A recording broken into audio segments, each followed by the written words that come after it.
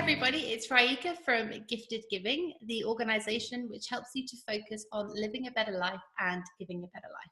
So we live a better life by learning from our guest experts who come on each time we have a show to share something that we can use to enrich our lives. And we give a better life by taking the opportunity to make a donation to a charity. So our guest experts will offer something very kindly that you can use on your journey to take it a little bit further with the subject that they're interested in. And the kind of proceeds from that will go to a GiveWell charity. So GiveWell is an organisation that focuses on evaluating charities to make sure that they're effective, and hopefully the money is going in the right place. So we'll always be donating to the GiveWell charities. 50% of the proceeds will go direct to the charity, and the other half will go to hopefully continuing to promote gifted giving as an opportunity for us to learn and to give. So today I've got Rebecca Kane with me, which I'm very excited about. Rebecca is a cauldron priestess, an author, a Red 10 facilitator, founder of Shiro Mystery School, and dedicated to helping women remember their inherent power. So she's been working with women for 18 years who describe themselves as feeling out of sorts and not quite being able to put their finger on why they aren't feeling truly happy, even though everything in their lives might seem like it's all right. So these women have lost touch with themselves and who they really are and need to remember that so that they can come home to themselves. Rebecca works with them so they can embrace all of themselves and not just the pretty parts. So using her fairy godmother, witchy headmistress, priestess leader and healer tools, she works with these women to transform their lives and their relationship with themselves, so that then they can show up in the fullness of who they are. And as I'm sure we all agree, we need much more of that in the world. So welcome, Rebecca, to Gifted Giving. Thank you so much. Hi, it's great to be here. It's so lovely to have you. And what we wanted to focus on as our topic today, although there's so much in your bio that we might kind of drift over into as well, is kinesiology. So this is something that I have sort of heard of a little bit. I'm aware of the power of it, in particular, particularly having seen what some of your clients have said about the benefits and the transformations. I'm really intrigued to kind of share with the listeners a bit more about how it could be useful to them. So could we kind of, I guess, start from the top and explain for someone who maybe has no idea what kinesiology is, what is it?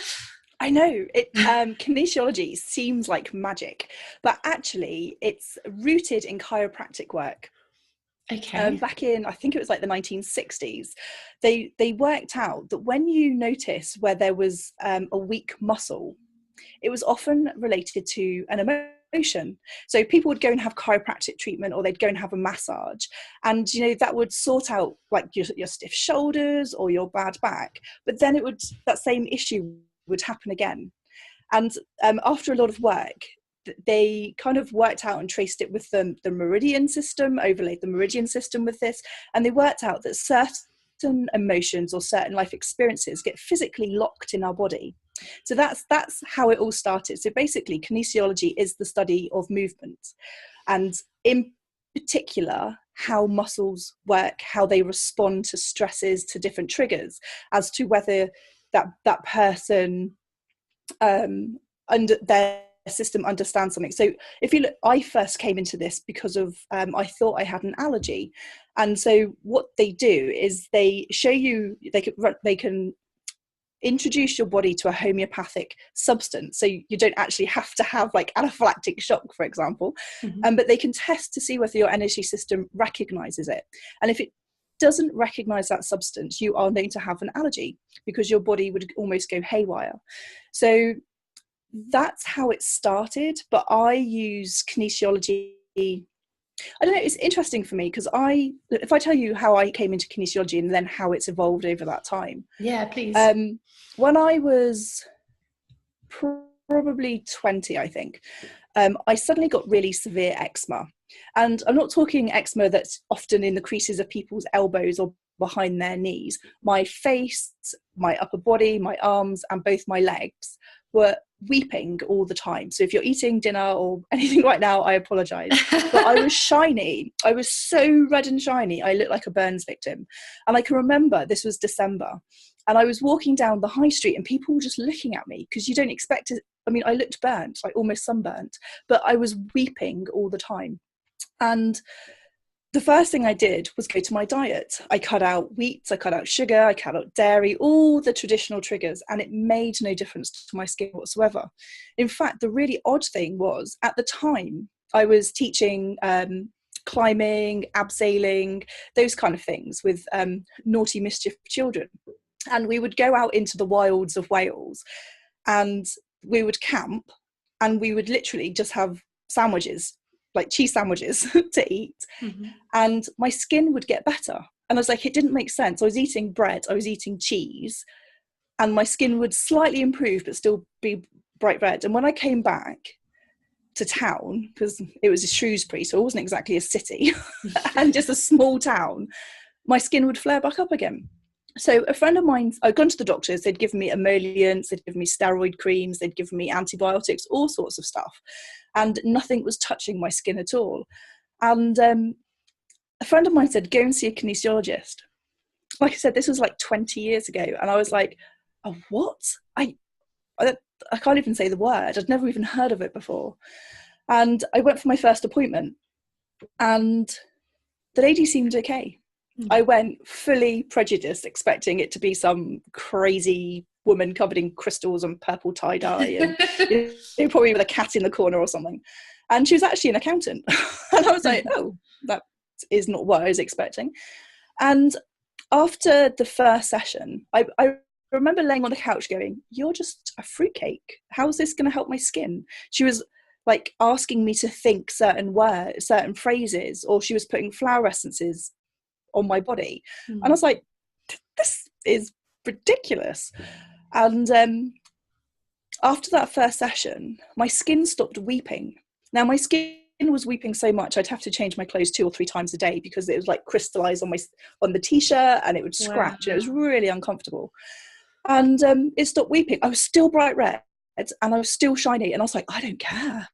I could stay bright red forever now. The fact that my skin was stopped weeping was amazing. So I went back, and as you can see, my skin has cleared up completely. And I just remember thinking, I didn't think it was going to work. I was a complete skeptic. I thought it was a load of hocus pocus, and yet it still worked. I was like, I have to go and learn this myself. It's like, this is just incredible. And I did. I booked myself onto the next training course, and that was nearly 18, 19 years ago, and I've been practicing ever since.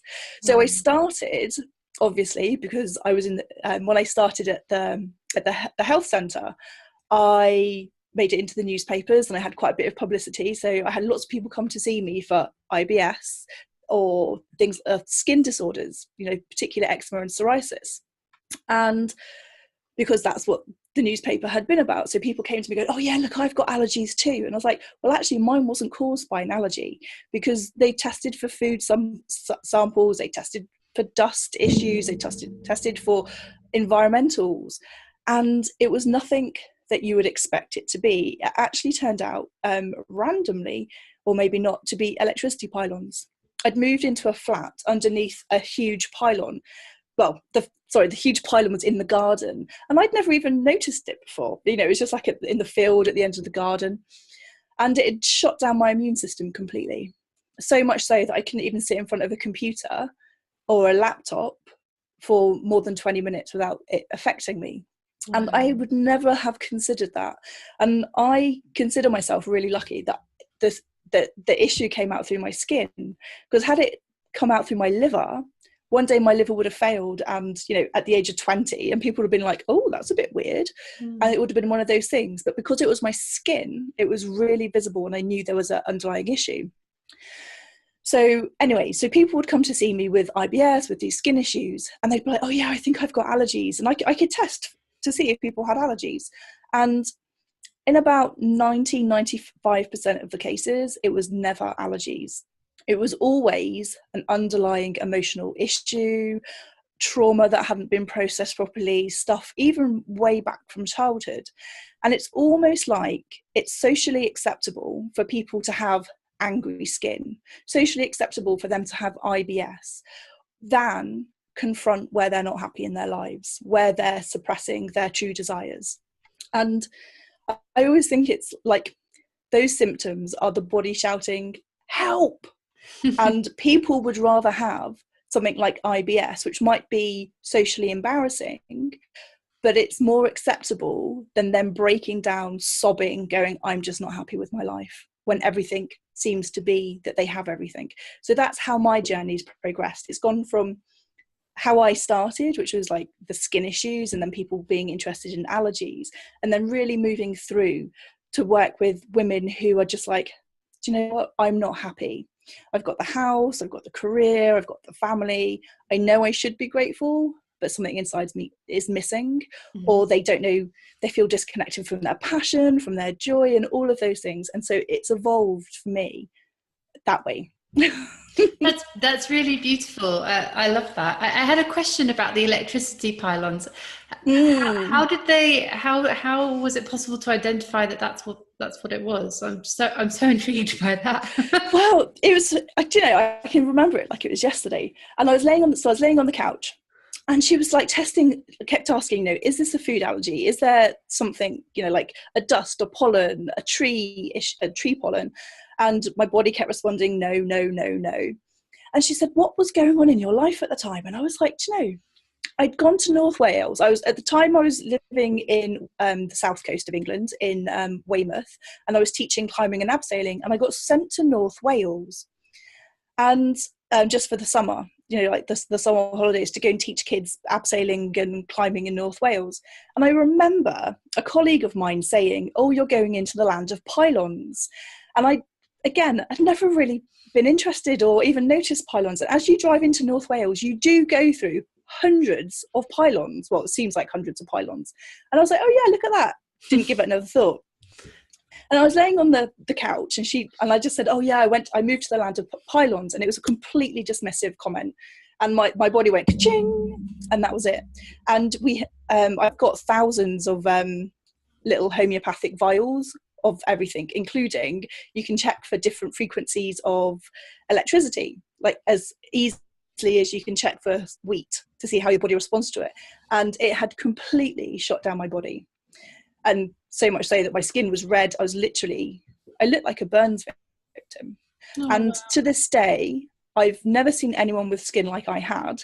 And I've seen one photo on the internet of someone who had the same looking skin. It's fascinating. But for me, it was electricity pylons. So once my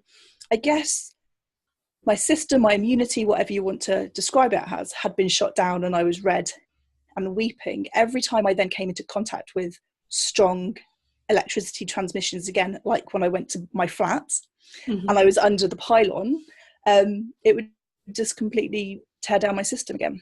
So luckily I was only renting, so I could move, and I had to do lots of other energy work to strengthen my system, to make it more resistant. And now, you know, I could spend hours and hours in front of my computer and I don't have any adverse effect anymore. That's amazing. So do you think it was actually caused by the electricity, or do you think that, as you say, there are other things that come into kinesiology, that emotional, etc., that something else is weakening? Does that make sense? Or yeah, totally. Yeah. And I think we're so complex, it's everything. Yeah. And it's almost like that was the cherry on the cake. And it's like the difference between a tolerance and an allergy. An allergy is you can have, like, if you have an allergy to bread, for example, and you have even just a tiny amount of bread, you're going to have symptoms. Whereas if you have a tolerance, on days when you're feeling really healthy, the sun's shining, life's going great, you could probably have a sandwich and you'd be okay. But on a day when you're like run down, tired, you have a cold, you have like, you know, a quarter piece of toast and you're bloating, your tummy's cramping, and you have all of that going on as well. So I think in life, it's very difficult to pinpoint one particular thing because we are so complex. But yeah, I think that was just the icing. Okay, so that was able to sort of to use it almost in a holistic way, but you could identify what the immediate issue was with the skin and stuff. Yeah. Okay, but you're saying that the people that you tend to work with now are women who maybe won't come to you and say, oh, I think I'm allergic to bread, but will say something isn't quite right in my life. What made you? Do most kinesiologists sort of focus around the allergy side, and what made you want to to go towards a slightly different use? Yeah, there are, even though most people have maybe not even heard of kinesiology, mind you, I think a lot of today people have, there are so many different branches of kinesiology. Some are very sport focused. So quite often, particularly in the States, when you hear of a kinesiologist, they work with sports people to help their actual skeletal system, to make sure everything's in line so they can perform better.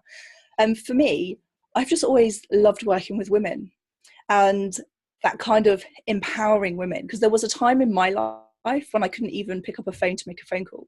I was so shy. I wasn't, some people would call that being introverted. It wasn't that I was an introvert. I just didn't want to pick up the phone to make a phone call because I was just so shy.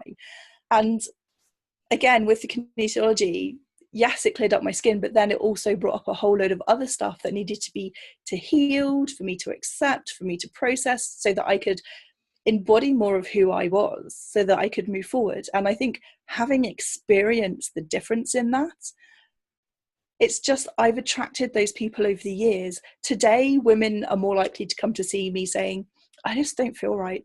Mm-hmm. Something is just missing. Mm-hmm. Or my favorite is, such and such said, I'm ready to come and see you now. And I'm always like, do you even know what I do? And they're like, I have no idea what you do, but I've been told I'm ready to come and see you. And I'm like, brilliant, let's go. That's so beautiful though, because that's a real testament to the work that you do, and that you're getting referrals from women who are saying, I went there not really feeling right, and she sort of helped sort me out, and they just say, okay, that's probably me. I'll go and have that conversation. That's really cool. Okay. And so let's talk a little bit about that then. If obviously, without telling us the details of your clients, what have been some of the most kind of amazing transformations that you've seen with these women that you've worked with? What would you say kind of stands out in your mind? Oh my goodness. Do you know, there's one story, and this is nothing to do with women. I'll get on to like women empowerment in a minute. But one of my favorite stories, and I don't know, she was like my second mum. Sometimes you just meet someone and then you just like really click with them. And this is when I was training to do this work, but this is a testament to the power of this work. She was allergic to limes. Okay, random, but she was allergic to limes. Every time that she, like if she was cooking Thai food and it had lime in it, she would know, because she'd end up in hospital. Okay. So, I mean, it was absolutely serious. So I was training. I think I was like halfway through my training, and the energy correction came up to clear the allergy of limes. So we cleared the limes, checked afterwards, like, can she now introduce limes? Because sometimes you can have an allergy, you can clear the allergy, but you can still have a really low tolerance to it.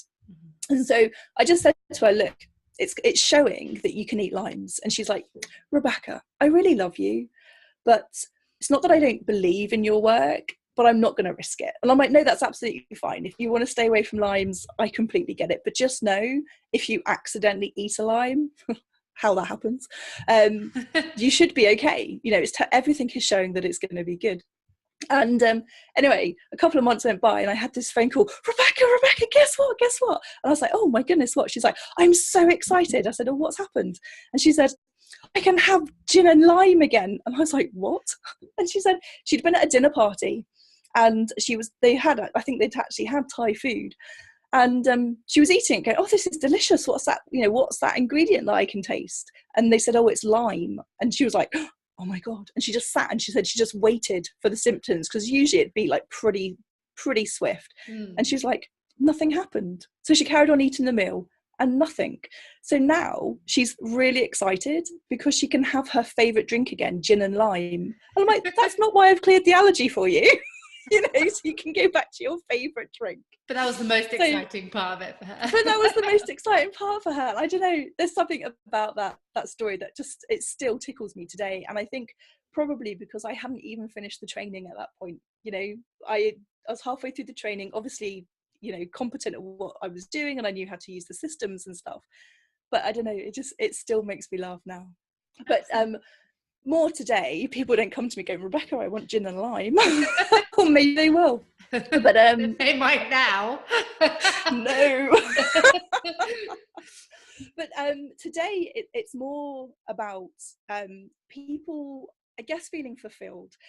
A lot of work I do are with women who, you know, went to university, had the career, had the family. Maybe they wanted to go traveling, but they didn't, because then they had children and they could do the two. So it's the people that have always done what's been expected of them, and they get to a certain point in their life and they're just like, oh my God, my life's passing by, and they just feel empty, they feel hollow, or they want to do something that's like their dream, and they don't know how to then have those conversations, because to put themselves first, maybe they feel like they're being selfish, or there's a better time, or they should wait, or then their parents get ill and they're then having to caretake their parents. So it's always like everyone else is first. And so this one woman I worked with, she was a doctor, an actual like MD doctor, and she was partner in a practice, and she wanted to leave the practice, and she went to her friend who was the other owner, and her friend was like, oh no, I don't think, no, you can't do that, you can't leave me with this, where am I going to find someone else, you know?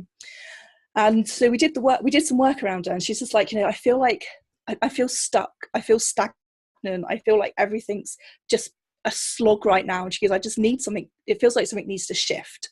And I was like, brilliant, you're in the right place. So we did the work, we changed, we did the energy work, we also looked at her values, we just had like conversations about, you know, what's really important to you. And really interesting is when we change our energy, people respond to us differently.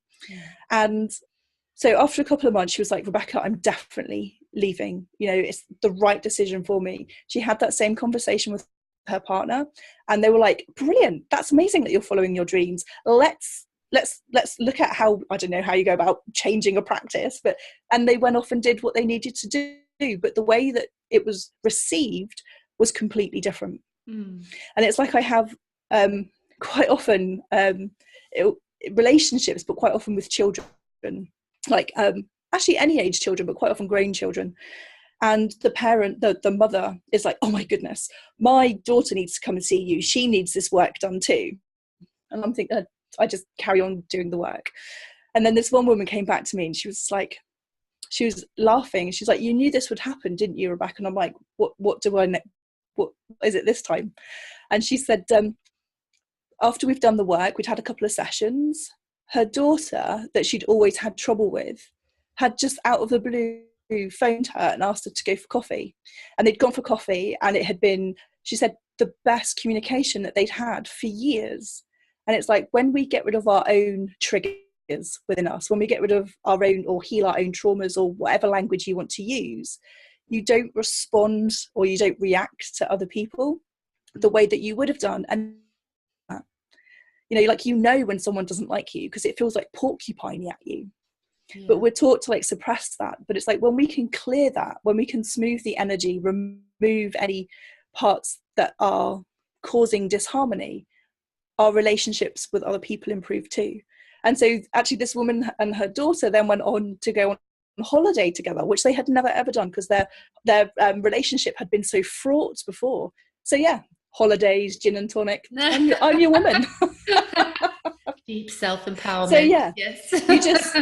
you just never know where a session's going to go. You know, that's it's really like, lovely. Amazing. And in that scenario, with that woman with her daughter, would she need to sort of commit to doing energy work as an ongoing practice to prevent that from happening again, or was that just an unblocking of something? Yeah, a lot of the work I do goes right back to childhood, and once you unblock that, that's it, it's flowing freely. I mean, the only thing that is known to undo the work that I do are weirdly recreational drugs or geopathic stress. And that can make something come back. But what's geopathic stress? Sorry, I don't know what that is. Like natural land energy. Some places just feel really negative, and there's lots of stuff going on, but you tend to know whether you live in a place of geopathic stress, because things are always feeling wrong and just out of sorts, and quite often people are ill a lot as well. I guess that would make sense, because something as powerful as that, and also recreational drugs, which can really change a lot of things chemically in a way that perhaps you don't fully understand, would, you could see. But I guess if you've done the unblocking and the working and you are going as deeply back as childhood, which is really where most of our issues come from. No blame, parents, no blame. Not that I carry this all the time with my own little boy. I'm like, oh my God, am I setting him up for trauma? Well, we all are, aren't we? At the end of the day, that's the challenge. But okay. And so you sort of said, okay, you do the energy work. So I presume in your case, someone doesn't have to be in the same room as you for that energy work to happen. So no. And see, this is another development. It's like I used to see people in a clinic. People would come to see me and they'd lay on the couch. And then after about 5 or 6 years, someone said, oh, I can't make a session. Can you do it distance for me? And I was like, oh, I'm not sure about that. And they said, well, would you just try? And I said, okay, it's not, I'll try and see what happens.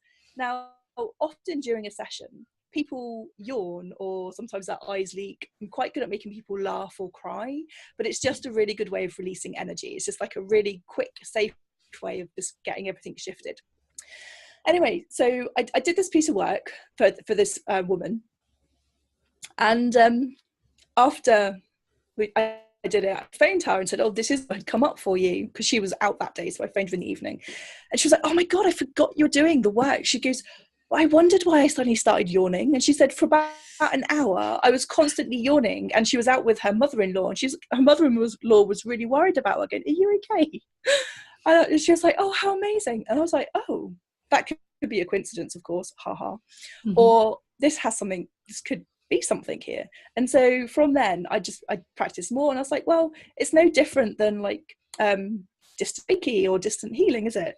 But I see most of my clients over Skype these days, so I am actually with them, mm-hmm. and they still have all the same sensations, and it's just incredible. A lot of people don't like technology, but I'm just like, it's amazing. I work with people from all over the world, and we just have this chat, I do the work and things shift for people. It's amazing. It's in the olden days it would have been magic. Absolutely. That's really interesting. And so when you say you do the work and you do the energy work, what could someone wanted to come and do a Skype with you, and let's say it was one of these people who's in the category of things should be fine, but for some reason I don't feel fine. Yeah. What would that look like in terms of you doing the work with them, say over Skype? What, for someone who's maybe thinking that sounds interesting, but I'm a bit scared. How does that work? The session would actually. Yeah, the session looks like us talking to each other right now. Yeah. Except for I have a menu of work that I use muscle testing to find out exactly what that person needs. So if I had 4 women all with the same symptoms, the work they would have would be completely different, because the reason they have those symptoms is unique to them.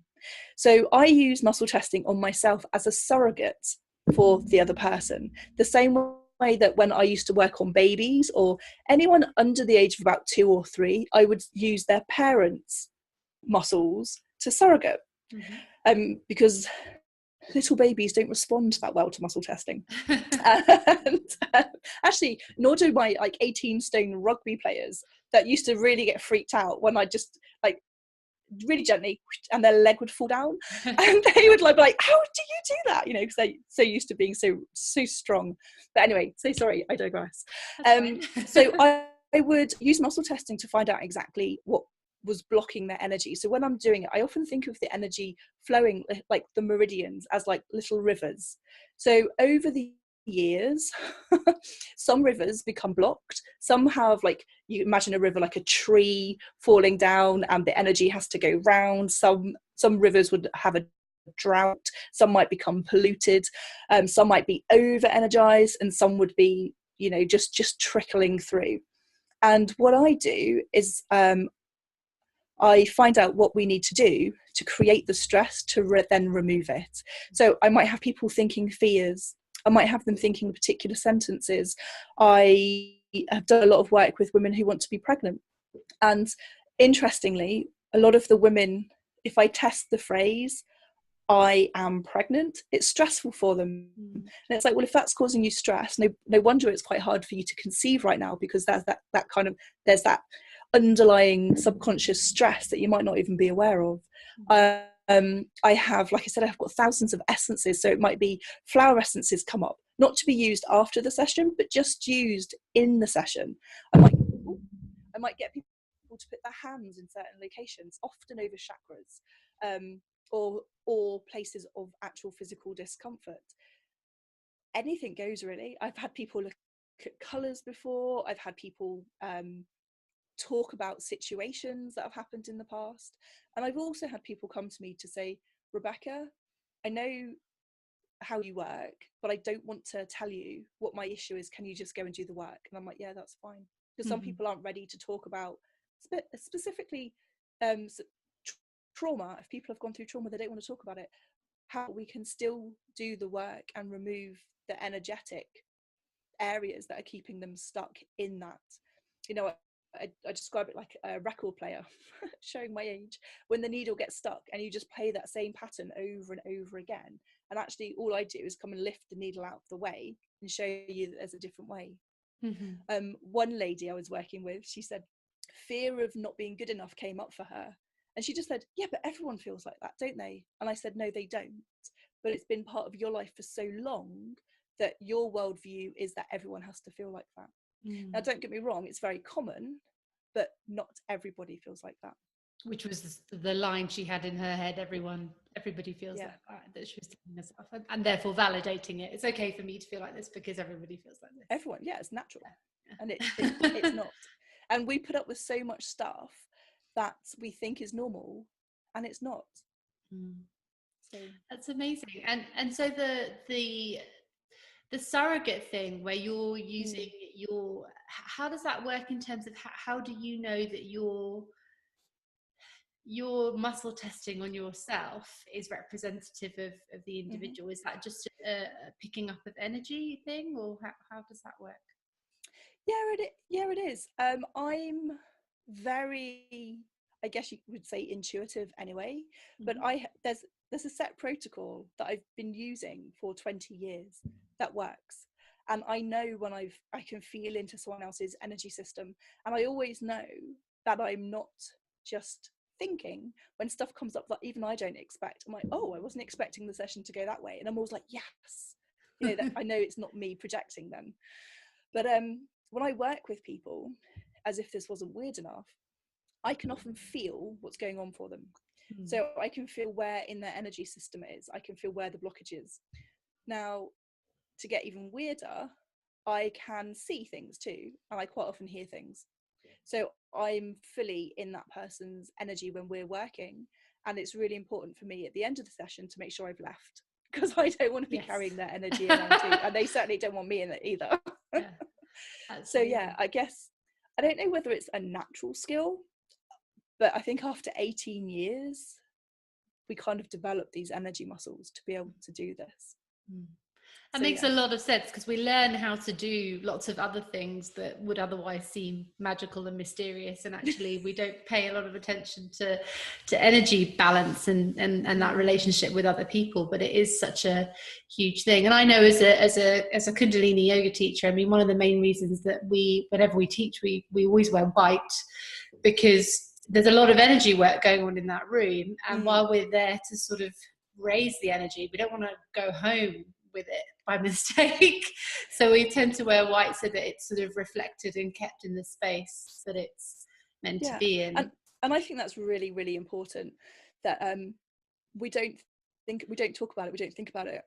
But just like every day we know to have a shower, to brush our teeth, brush our hair, sometimes I forget, but you know, it's like we know to keep clean, because if we went for days, weeks, even months or years without doing that, we would be a matted mess, and if we cut ourselves, we'd likely get infected.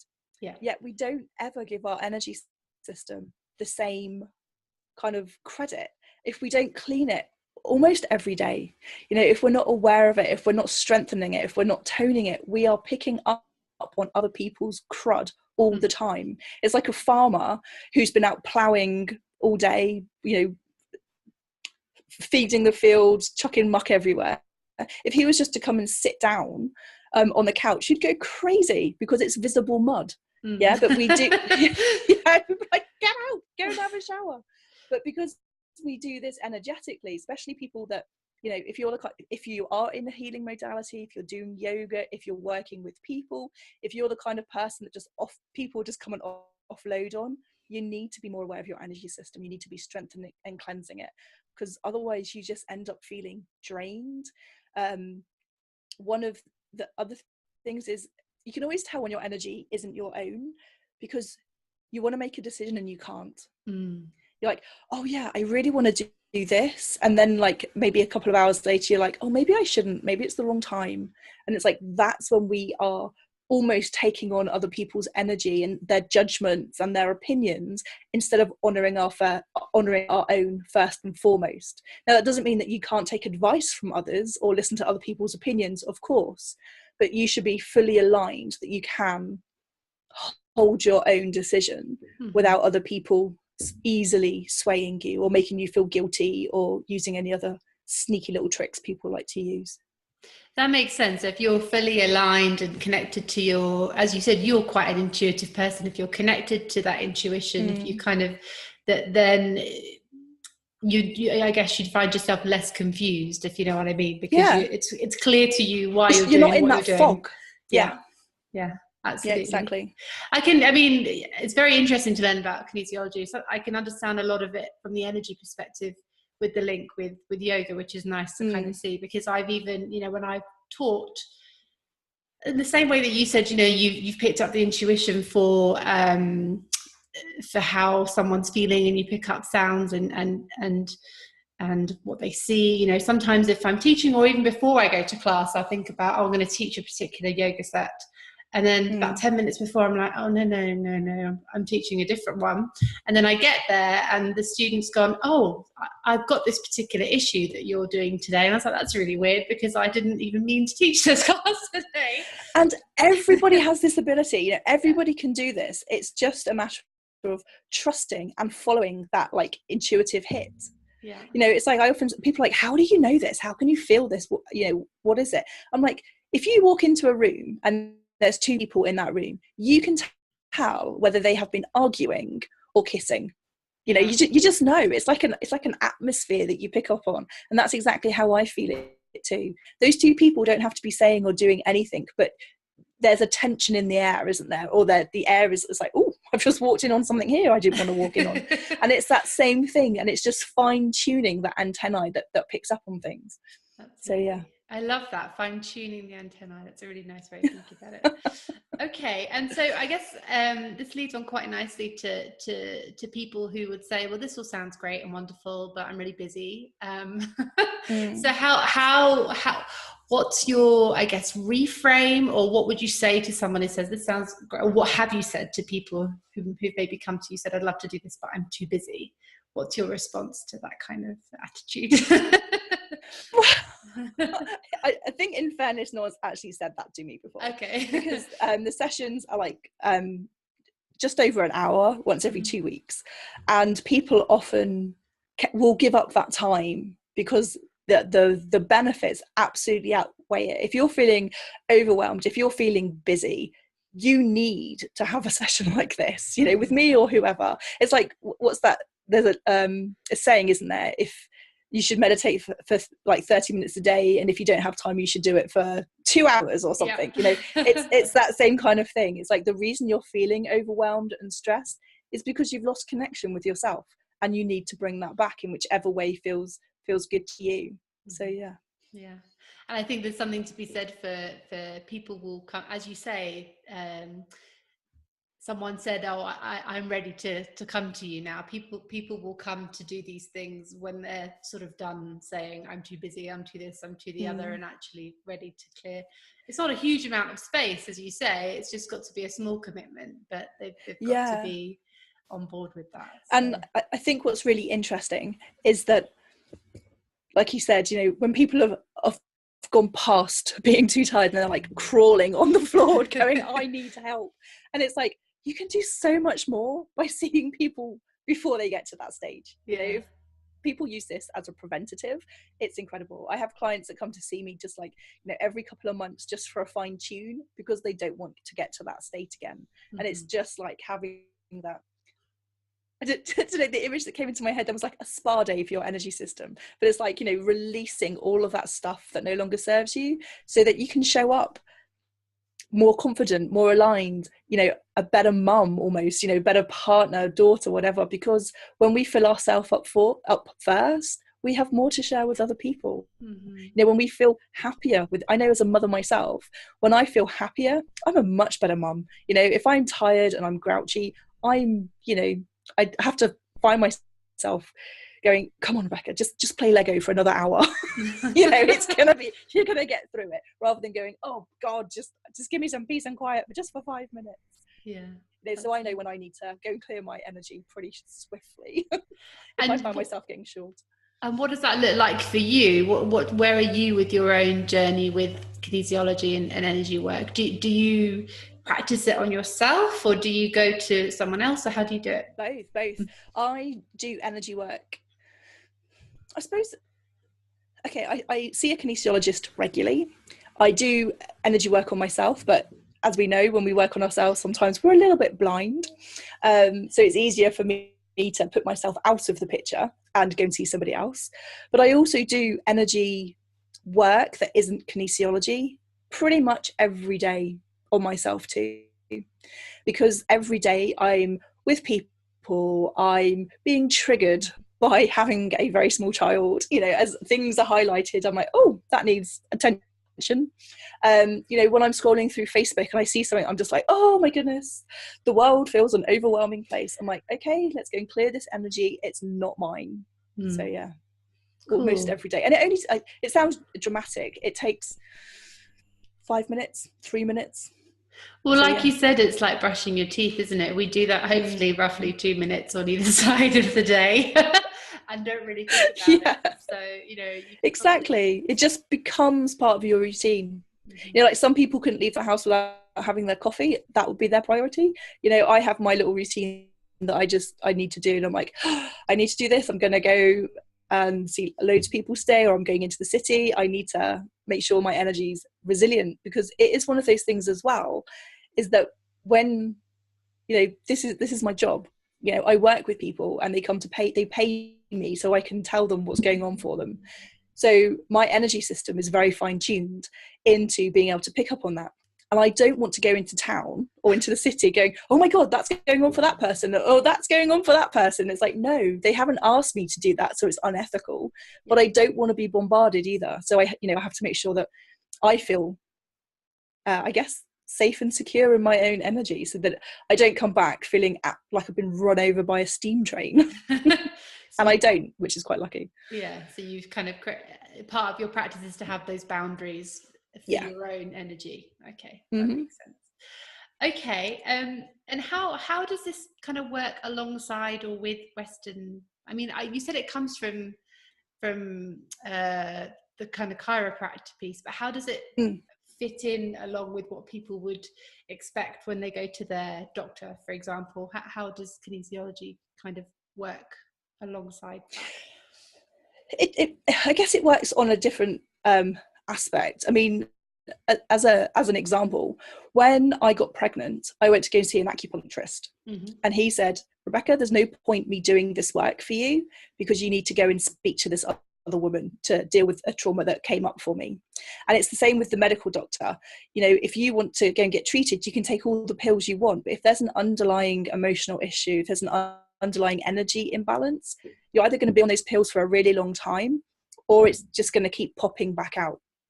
So the work that I do works really well alongside Western medicine. I mean, I'm really grateful for Western medicine. I would not be without it. You get some people that are like, oh no, you can cure everything. And I think sometimes, I mean, gosh, especially if I, like, heaven forbid, but touch wood, if I broke my leg, I would not be trying to energetically tie it back together. I should be off down to the hospital to get them to fix it for me. And I think that, there are some times where, people wouldn't be alive today if it wasn't for Western medicine. If people have trauma, get the symptoms dealt with first, and then we can deal with the underlying things that have, caused that, so that you maybe don't have to be on the treatment for as long as you would have done. That makes sense. I've worked with a lot of people that have gone in for operations, and their recovery has been so much quicker and less painful or less troublesome than the doctors had expected. Because they've been complementing the work, basically. Yeah. So rather than just... Because, it should be a unity, shouldn't it? Yeah, that makes sense. It's holistic and it's aligned to that.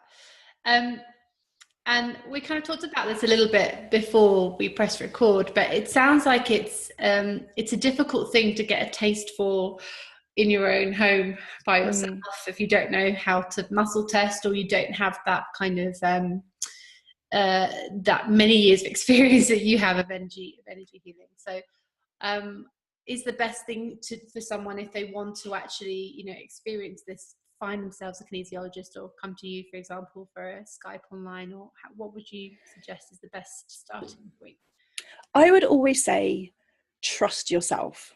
Of course I would. That's what I teach. If someone feels called to have a session, there's a reason that someone feels called to have a session. If someone thinks, oh my God, that's just a load of twaddle, that's fine. I was that person once too. But it is difficult to experience, and every kinesiologist you'd go to would feel different. So if there was an issue you wanted to deal with, I would go and find the kinesiologist that resonates with you. You might be better off going to see a chiropractor that does kinesiology work if it's more structural, and you felt that you wanted something that felt more scientific. If you're completely open to the whole idea of energy and having someone work with you that can feel into your energy and see things and quite often hears things too, come and see me. We'll have a complete laugh and a cry, and you'll feel loads better for it. That's lovely. Yeah, I think it's an important point that you say, that you've got to find the right person to do that work with, because you've got to trust yourself and you've also got to trust the other person. You've got to trust other people, because I know that I am really choosy when it comes to letting people work in my energy field. Some people have just left me feeling really afterwards, and it's like, you need to resonate with that person. Yeah, absolutely, because it's meant to be uplifting and elevating work, and you're not meant to be feeling kind of unsure about letting that person that close to your experience. I think that's a really interesting point. It is uplifting, but it can feel really intense. But I always say it's easy work, but during the session it can bring up all sorts of stuff. You will leave the session feeling better. But if you've carried something for 20, 30, 40 years and you bring that back up ready to be healed, that can make you go, oh my God, I'd forgotten about that. That's really awful. But it passes, just as emotions. Things are supposed to flow, and you always feel better. So yeah. But you go through maybe an intense processing of it in the session. Releasing of it in the session. Yeah. But then sometimes other people feel nothing at all, and they're like, oh, that was quite nice. And when you're like, oh, I like it when people can feel things, it's like, it feels really exciting. But yet they come back and they still have as much progress or healing as someone that was going, oh my God, I'm seeing swirls and colors and I feel tingling, and you'd think one would be better than the other, but it's not. It just depends how that person processes their own stuff. Absolutely. And that's something I would say that's similar in the way that I work. I do kind of gong baths and gong therapy, sound therapy. And some people will, at the end of the session, say, oh, I saw colours, or I saw my spirit animal, or I saw this. And someone else will just go, I just felt quite relaxed, really. It's quite nice. But they all come back. So I'm like, okay. Yeah. And, both of those experiences are completely valid. Yeah. That's really cool. Okay. And there was another question I had, just based on your experience. Where do you think we might be missing a trick in terms of our education system? So what topic should we be making mandatory? Oh my goodness, I have a whole list. No, I think one of the most important things that we could be teaching anyone, children, yes, because they're so sensitive anyway, but even like your 103-year-old gran can learn this. And it's just about being aware of your own energy system. Just like people know what their body looks like, they know if they get an extra spot or they have like a blemish or something, they know that they need to go and see the doctor, because lumps and bumps occur. It's like we need to be that in tune with our own energy system. We know, whether you call it a subtle body, whether you call it an aura, whether you just call it your own personal space, you know, being very British. It's just like, we need to be aware of that, because when other people try and influence us, when we are manipulated, when people try and take our power away, which is an unfortunate aspect of the world that we live in. You know, if someone doesn't have the power, they try and take it away from other people through a whole host of ways. And when we can feel that in our energy system, we know that something's not right within that relationship dynamic, and we're just like, hang on a minute. And it just gives us a tool, it gives us the knowledge to go, something's not right here. And equally, if something feels amazing, we're like, oh, we'll have more of that, you know, because that's what's filling me up. So it kind of go past the shoulds. Oh, I should become a teacher, I should become a doctor, I should get married, I should have children, I should. It bypasses all of that, because you can stand in your own energy and you're like, actually, this is the decision I want to make for me, and this is how I'm going to make it work with everybody else. Instead of going, oh, okay, I won't do it now because I have to do this and this. It just makes people, I guess the closest word would be empowered, maybe, you know, that trusting themselves, you know. Trusting themselves, I think, is the biggest gift that doing that gives, because you make a decision and you trust it's the right one. You have an intuitive insight, like you're talking about with Kundalini yoga, and you trust it's the right thing for you to do. And it just gives us so much more access into a world where we are just overwhelmed with information, overwhelmed by everything assaulting our senses all the time. So yeah, that's what I think we should learn. That makes so much sense. I think if we could, from being children, at least on a basic level, have that trust and that connection to our own internal energy, I think the world would be, it's a beautiful place, different. but be an even more beautiful place. Yeah. Absolutely. Okay, so let's talk a little bit about what you're going to offer to people on the Gifted Giving website in relation to funny we should be talking about energy, hey? Wow. No, I have this program. To be honest, it's not even really a program. That makes it sound like it's some arduous thing. And it's 3 steps to energetic self-care. And in there's 3 steps, strangely, about how to become aware of your energy, how to protect your energy, and how to cleanse your energy. Now, whether that cleanse is like something you want to add on to brushing your teeth, you know, so it becomes like a daily process, or when you've just had a really shocking week at work, you are feeling wiped out and you just need something stronger, that's in there too. But actually, the best part of this course, I mean, obviously that's great, but the best part of this course is that there's, I call it a cleanse along, for want of a better word. There's videos of me where you can follow exactly what I do to cleanse my energy, and do it as regularly as you want. So when I first did this, I did it with a group of people for 30 days solid. And now I do it with them 3 times a week. But it's so in their habit. The word they keep saying to me is it's life-changing. I now know what my stuff is and what other people's stuff is. I can hold my own power. My husband, when he's like narky, doesn't bother me anymore. Work, when something's gone on at work, they just stand in their power still.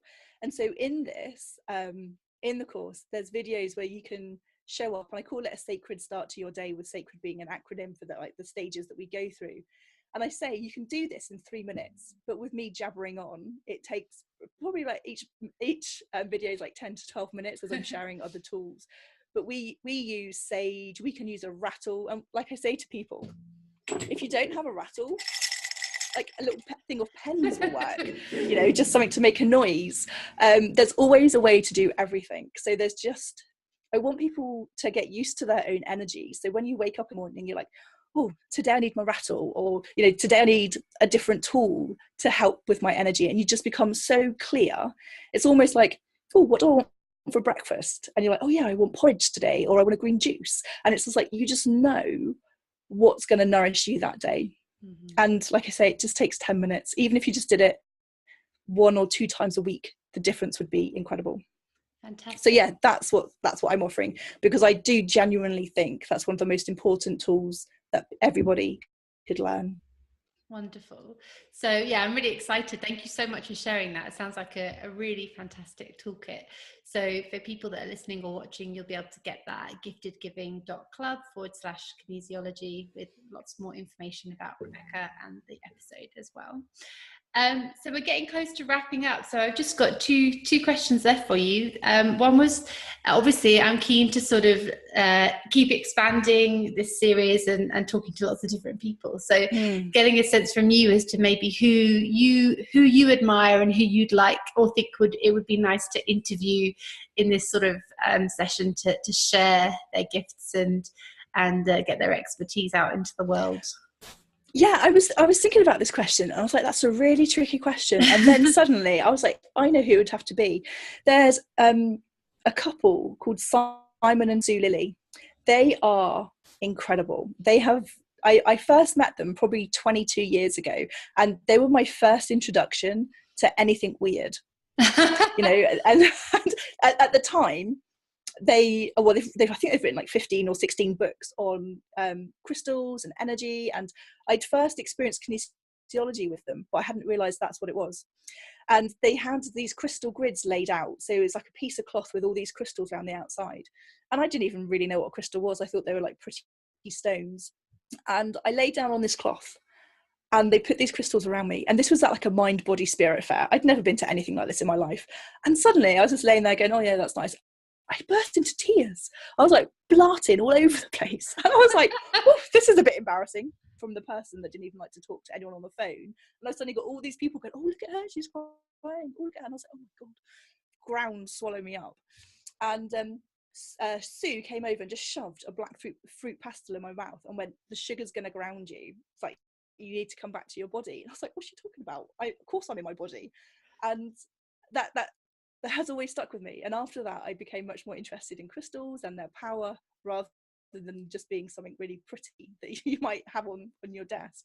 But they, the reason I would recommend them is because they have just dedicated their lives to understanding more about crystal energies, tree energies. They make essences, they teach people, and all of their classes, this will sound really weird in the online world, are really accessible for everybody. They are what I would call true experts in their field, but without the multi-million-dollar price tag to do their course. They do this work and they get it out into the world, and I have a huge amount of respect for their knowledge, their dedication, and the information that they put out there. Fantastic. Well, I love that story. That's fantastic. I'm definitely going to have a look into them and what they do. That sounds great. And then the last question, of course, is if people have been listening to you and thinking, oh, she sounds interesting, maybe I want to work with her or find her on the internet somewhere. Where can they find you? How can they work with you? I know you've obviously got the sort of Shiro school. So maybe talk a little bit about how people can work with you in different ways. Yeah, my main site is yourshirosjourney.com. And that's because all women go on. Joseph Campbell called it the hero's journey, but that's very masculine orientated. And for me, the Shiro's journey, the journey that every woman's on multiple times in her life, is more of an internal journey, but that's probably a whole nother podcast episode. But yes, yourshirosjourney.com, we can find out much more about women and how all of that works. And if you're interested in the courses that I run, Shiro Mystery School. But don't buy the course, the energy course from Shiro Mystery School. Buy it from this podcast. Thank you very much. Much appreciated. You'll get a better deal too. You will, and it will go to charity as well. It goes to charity. And are there? I presume there's lots of elements of kinesiology embedded into all of that stuff in terms of the energy work, or is there a specific place? Yeah, I have obviously the sessions that you can book with me, but a lot of the work that I do has the energy clearing aspect into it, usually as meditations. So all of my work goes much deeper than just, I don't know, journaling about something. I often describe it as putting the marigolds on and getting deep in there, unblock that plug and get to the root cause of things. So yeah, a lot of my work has a huge component of energy work and of that self understanding, really. I think that's where it all is. It's like you said at the very beginning, it's like a coming home to yourself. When you absolutely know who you are, what you're here to do. Of course you have wobbles, everyone has wobbles, but you just spring back from those so much quicker. So it might only last a few minutes or an hour, whereas before the self-doubt would creep in and it might last for weeks or months, sometimes even years. So yeah, very much about that self-awareness. Lovely, thank you. Well, thank you so much for your time, Rebecca. It's been really great to have you. Thank you for having me. It's been great. And just for everyone listening or watching, remember to go to GIFTEDgiving.club /kinesiology, where you can get this nice discounted goodie that Rebecca's going to let us have and help us give a better life as well as live a better life.